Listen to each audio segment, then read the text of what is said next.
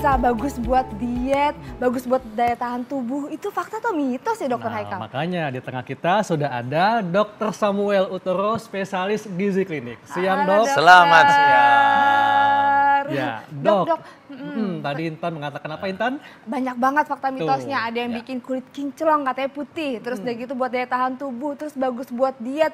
Aduh ini bener gak sih Dok? Semuanya nih kayaknya banyak banget gitu, Kayak bagus-bagus diborong ya semua. manfaatnya Iya. ya. Sepertinya ini minuman dewa nih. Ya. Jadi kita harus satu-satu bahasnya.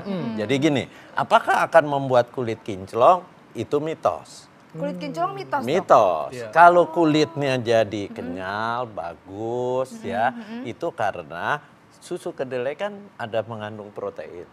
Protein itu bahan untuk membentuk kolagen. Kolagen di bawah kulit itu yang membuat kulit Anda tidak mudah timbul Jadi kerutan-kerutan. kenceng ya, Dok? Tapi bukan jadi lebih putih. Oh, jadi karena kolagennya itu. Iya. Nah Dok, langsung ada fakta mitos nih. Ya. Ini fakta atau mitos Dok? Katanya susu kedelai ini proteinnya lebih baik daripada susu sapi.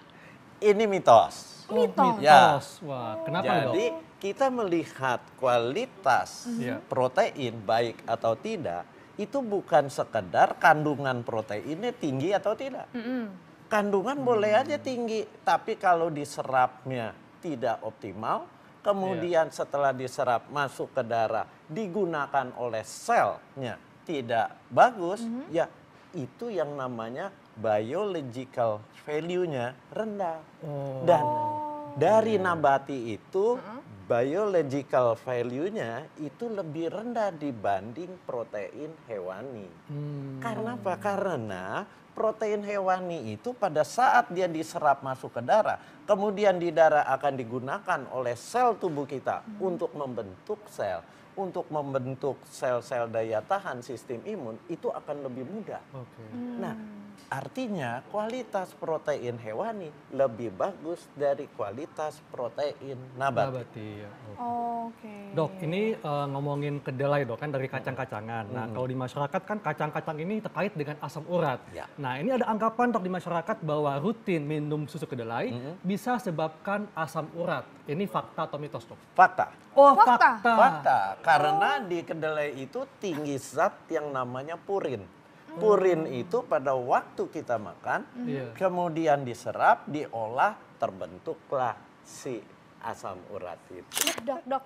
Ya. Ngomongin susu kedelai nih, katanya susu kedelai ini baik untuk menurunkan kolesterol. Ini fakta atau mitos? Ini fakta. Fakta. Fakta. Kenapa Dok? Kenapa, Dok? Fakta, karena di dalam susu kedelai itu satu, dia mengandung serat. Ya. Apalagi kalau bikin susu kedelainya dengan kulit dari kedelainya. Jangan dibuang Ya. kulitnya, ya. Kemudian dia mengandung yang namanya pitoestrogen. Pitoestrogen itu fungsinya mirip seperti estrogen yang ada di kebanyakan wanita. Nah, itu yang akan menjaga kadar kolesterol. Dok, ini ngomongin estrogen Dok Ya. ya. Nah, bagi pria nih yang suka konsumsi susu kedelai dengan adanya estrogen tadi, apakah akan ada dampaknya Dok untuk pria? Ada dampaknya. Jangan kebanyakan Anda. Nanti hormon estrogennya jadi tinggi. Kalau tinggi, akibatnya apa? Bisa buah dadanya agak membesar. Waduh. Makanya anak-anak yang alergi susu sapi, diganti susu kedelai boleh. Tapi jangan berlebihan.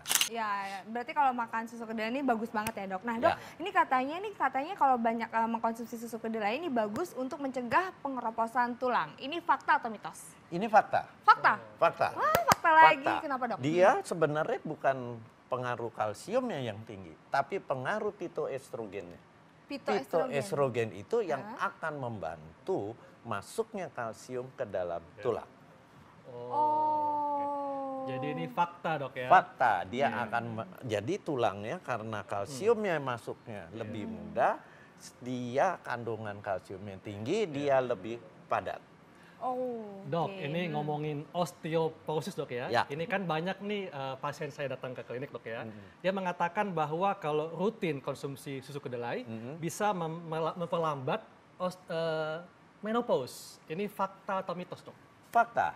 Wow, Oh iya, fakta. Karena dia kan mengandung sejenis estrogen. Iya. Pitoestrogen, estrogen dari tumbuhan.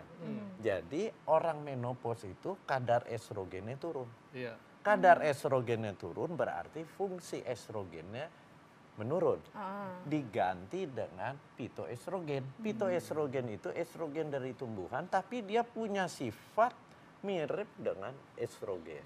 Oh. Dok, kalau gitu nih bagi wanita yang menjelang usia menopause, supaya bisa menghambat menopausnya, kira-kira berapa banyak dok Iya, mesti minum berapa banyak, susu Dok? kedelai ini? Minum tergantung tubuhnya. Kalau dia sudah obesitas ya jangan banyak-banyak, cukup sehari 1 gelas. Satu Tapi gelas, kalau dia ya. badannya seperti Intan seperti ini, Iya. silakan 2 gelas sehari. Satu hari kalau 1 gelas itu berapa cc, Dok? 250 sampai 300 cc. Jadi kalau Intan boleh 2 gelas sehari ya. Boleh. Tapi untuk produser kita, Mbak Sinta, Mbak Juju, ini kayaknya mesti 1 gelas Mbak. 1 gelas seminggu Satu kayaknya. galon. 1 galon dalam sehari. Tapi itu akan ada efek-efeknya nggak, Dok, kalau setiap hari gitu? Kalau rutin Ya, setiap hari? kalau setiap hari dan dia banyak minumnya, berarti kan kalorinya menjadi berlebihan. Kalau dia mau 2 gelas, ya makanan lain harus dikurangi. Gitu. Dok, ini kan banyak nih produsen yang menjual susu kedelai kemasan. Ya. Nah, itu baiknya apakah kita baiknya bikin sendiri atau kita beli yang sudah jadi, Dok? Jadi gini, beli jadi boleh, tapi dari produsen yang memang terpercaya. Ya. Terpercaya itu dia harus menuliskan kandungan-kandungan zat gizinya, dia tulis. Oke. Gulanya berapa banyak. Nah, itu Kalau dia Dok. kandungan gulanya tinggi hanya mencari rasa enak dari susu kedelai, justru jeleknya gulanya yang tinggi. Ya. Terus ada lagi susu kedelai di kemasan tertulis di situ tanpa pengawet. Ya, itu bagus tanpa pengawet. Tapi kalau tanpa pengawet biasanya nggak tahan lama. Nah, itu dia. Itu paling 3 hari, Iya. maksimal 5 hari.